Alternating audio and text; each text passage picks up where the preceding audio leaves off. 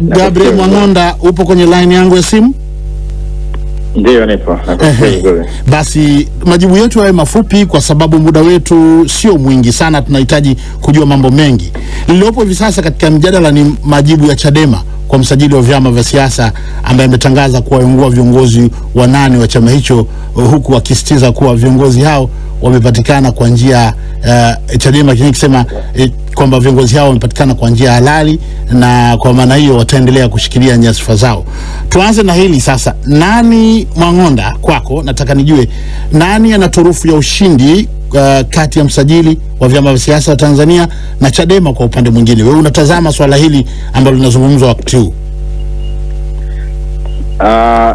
Sidhani ni swala la ushindani, nadhani ni swala la utaratibu zaidi. Kwa hiyo aliweza likawa na majibu ambayo ni fikra tu za mtu binafsi kama mimi nafanya analysis, lakini ni masuala ambayo ni ya ndani ya Chadema, kwa maana Chadema wenyewe wanaweza katoa uthibitisho kwamba akidi ilikuwa imetimia, na huo uthibitisho unaweza kupelekwa kwa msajili wa vyama vya siasa kwa sababu yeye ndo mlezi, na ukweli ukathibitishwa, na labda maamuzi yao yamefanyika labda bila Chadema wenyewe kuwa consulted, kwa maana ya kwamba labda Chadema hawajatoa hizo evidence. Lakini vitu ambavyo ni mimi kwangu kwa analysis fupi ni kwamba ni vitu vidogo sana ambavyo ni rahisi kuvithibitisha, kwa sababu naamini ule uchaguzi ulikuwa huru na ulikuwa uko wazi sana, kwa hata wajumbe ilikuwa ni vigumu kwamba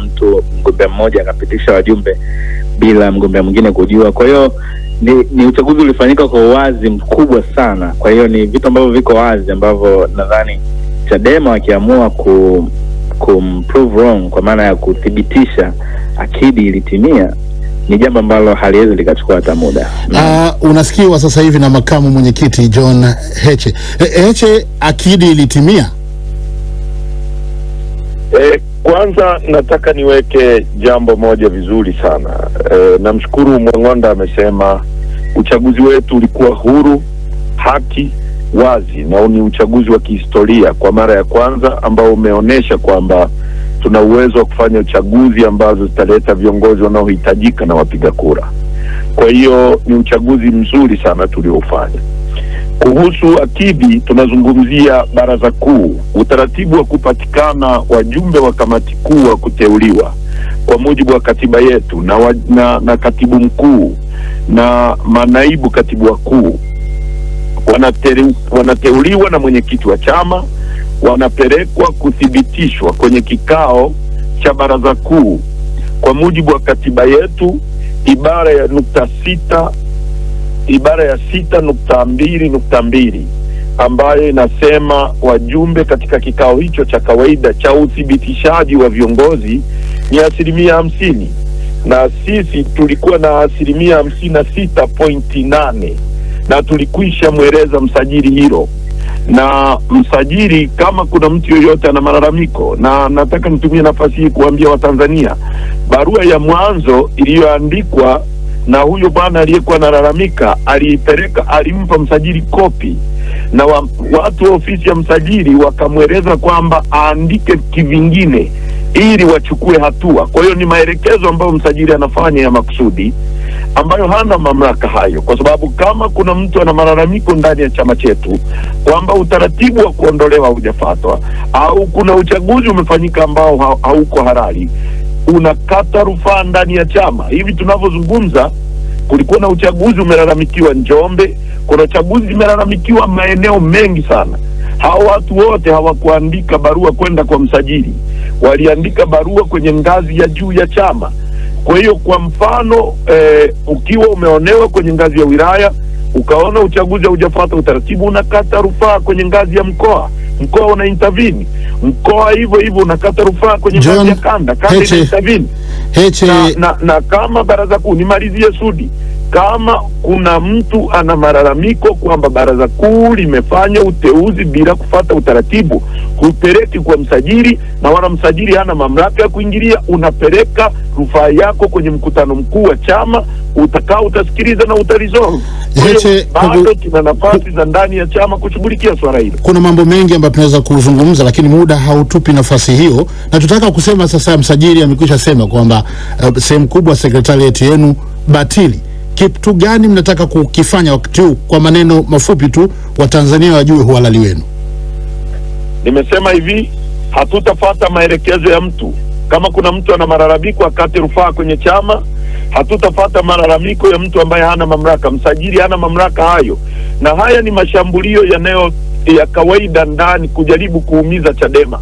Kuna mashambulio ya mwenyekiti wetu kuwekwa ndani, kuna shambulio lingine la kesi ambazo zinaendelea, kuna mashambulio hayo unayoona watu wanashawishiwa, wanalipwa fedha waoneshe kwamba Chadema inaparaganyika, lakini ukweli halisi Sudi mnauona. Tuko kwenye ziara.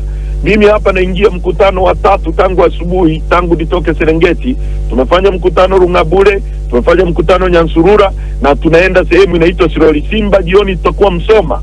Watu wanaunga mkono hiki chama like never before, kama ambavyo haijawahi kutokea. Heche, wewe ni mwanasiasa, ukipata jukwaa unaweza kumaliza hata kipindi chote hichi. Mwang'ondo unamsikia bila shaka John Heche. Naam. Na unavyotathmini jambo hili, lina suluhu gani? Fupi tujadiliane, maneno mafupi na mepesi. Naam, jambo lenyewe kama alivyoeleza Mheshimiwa Heche lina sura ya kisheria na maridhiano kwa namna moja au nyingine, kwa maana ya kwamba kisheria nadhani Chadema wana taratibu zao za ndani ambazo Mheshimiwa Heche ameeleza kwa ufasaha hapa kwamba kulikuwa bado kuna room nyingine ya yule ndugu aliyopeleka malalamiko yake kwa msajili wa vyama ambayo angeweza kuitumia kuweza kufanya kama appeal, kukata rufaa kwamba hajaridhishwa na uteuzi wa secretariat, kwamba kuna akidi haikutimia. Sasa nadhani mkutano mkuu ungeweza kumsikiliza. Sasa hatujajua kitu gani hasa kilimfanya mheshimiwa aloenda kupeleka pingamizi aende moja kwa moja kwenye kwa msajili wa vyama. Tukiachana na hili kitu kingine ni chama kama chama. Nadhani ningeweza tu kama mtazamo wangu, mtu kama Mtanzania ambaye ningependa ustawi wa demokrasia katika nchi yetu, hivi ni vyama vya siasa na vinalea watu wa kaliba mbalimbali sana. Kwa hiyo kama kuna mtu anaonekana ameteleza, labda ishindikanike sana mpaka watu wafike hatua hii, mimi nadhani mara nyingi kuna kuwepo na muda kabisa wa kuweza kuwaita watu wenye milengo hii kuweza kuwasikiliza ni nini hasa shida zao, kwa maana ya kwamba kukaa mezani na kuresolve tofauti zetu, kwa maana ya kwamba labda mitazamo yake ilikuwa tofauti, aelimishwe, aeleweshwe, yeye kufika huko alikofika, hiyo kwamba imeshindikanika kabisa kuexplore hizi diplomasia za ndani ya chama. Mwang'onda, si vizuri sana Mwang'onda, mambo yakawa yanaenda nje. Naam. Mwang'onda, kwa nini viongozi na wafuasi wengine wa Chadema wanaondoka, na hii ina maana gani kwa chama hicho kuanzia ngazi ya chini kabisa na pengine kitaifa? Nataka majibu mafupi, Mwang'onda. Naam, mimi nadhani kaenda moja kwa moja kwenye vidonda vya uchaguzi. Nadhani uchaguzi ni kama haujaisha ndani ya mioyo ya upande mwingine ambao watu walikuwa wanategemea kushinda labda. Naam, kwa hiyo kushindwa kwao labda wameshindwa kuhimili au kuyapokea yale matatizo. Na Chadema nadhani huu ndio uchaguzi wa kwanza uliofanyika wenye uliokuwa na mvutano mkubwa sana, ambao watu wengi tulibashiri kwamba kama Chadema itaweza kupita kwenye mtikisiko huu basi inaweza kawa imara zaidi. Kwa hiyo tunatarajia Chadema inaweza kawa imara zaidi. Sasa sababu za hao watu kuweza kujitoa zinarudi kule kwenye uchaguzi, na kuna motive zingine ambazo sisi kiukweli wao wenyewe hawajaziweka wazi, kwa sababu kila mmoja anatoa sababu inayofanana sana. Wanamrifaa mwenyekiti aliyopita kwa maana ya kwamba anabagazwa sana, anatukanwa sana, na wao wanajisikia vibaya kama wanatengwa. Sijajua uhalisia wa hili swala, japo limetolewa ufafanuzi kwamba walijitahidi waloshinda kuweza kukaa nao kulisolve. Sasa sijajua alikaa kwa level ya secretariat huko juu ama kwa ukubwa gani, kwa sababu wengine wako mikoani huko wanaendelea kujitoa. Kwa hiyo hatujajua hasa ubaguzi unaofanywa ni wa aina gani. John Heche, mmekuwa wababe, mnaelezwa hivyo. Msikilizie yote, hata mwenyekiti wenu aliyepita Freeman Mbowe aliwataka mtibu majeraha ya uchaguzi, lakini mnaonekana kama mmetia pamba masikioni. Mnaelezwa hivyo, nikisema hivyo. Unazungumziaje hili? Sisi sio wababe, sisi ni watu wa demokrasia. Tumekwenda kwenye uchaguzi mzuri sana, na naomba tu niwakumbushie watu, haya ni mashambulio yanayofanywa na Dora. Kama utakumbuka, ANC ilifutwa kabisa. Jaribio la msajili kufuta chama chetu ni kama ANC, majaribio mengine yote ya kumkamata mwenyekiti ni kama hayo. Lakini jambo la msingi ni kwamba chama hiki hawajaanza kuondoka watu leo. Utakumbuka wakati wa Magufuli waliondoka wabunge karibia 50 kwa madai kwamba wanaunga mkono juhudi. Waliondoka madiwani, waliondoka wenye viti wa vijiji, na Chadema ipo. Sisi tunataka watu wabaki ndani ya chama, lakini kama kuna watu wanatamani kwenda kwingine, milango iko wazi, lakini hawawezi kuidhuru Chadema, kwa sababu Chadema ni imani ya wananchi, na ndio maana unaona uungwaji mkono tunaopewa ni mkubwa. Watu wanachanga shilingi 100, na unajua kibiblia wanasema pale ilipo hazina yako ndipo ulipo moyo wako. Kwa hiyo mtu anapotoa shilingi 100 yake, hapo ndio moyo wake ameuweka. Kwa hiyo watu wanaunga mkono Chadema mno. Na nyie DW mnaona mikutano hiyo. Kwa hiyo mtu anaenda Chadema inakufa, sijui anatumia vigezo gani, kwa sababu ikifa tutakuwa hatuna uungwaji mkono. Nashukuru. Tunajaza mikutano maelfu ya watu, unasemaje? Nashukuru sana John Heche na Gabriel Mwangonda kwa kushiriki majadiliano haya, ingawa kulikuwa na hoja kutoka kwa upande wa pili wa studio kwa Angela Mdungu. Una hoja gani Angela? Wasikilizaji wanasema nini? Pengine utajibiwa hapa haraka. Na mmoja wa wasikilizaji wetu Arnold Michael Mhozia wa Bukombe Geita, yeye bado anasema, binafsi naona chama kinaelekea kufifia, kitabaki makumbusho kama UDP, NCCR Mageuzi na CUF. Wanachama wasibeze kuondoka kwa vigogo wakubwa wa chama hicho.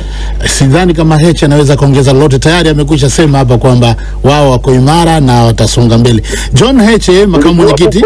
Tulikuwa Bukombe huko, aliona maelfu ya watu waliokuja kwenye mkutano. Muda uturuhusu. Nashukuru sana, na Gabriel Mwangonda na washukuru sana kwa kushiriki. Asante.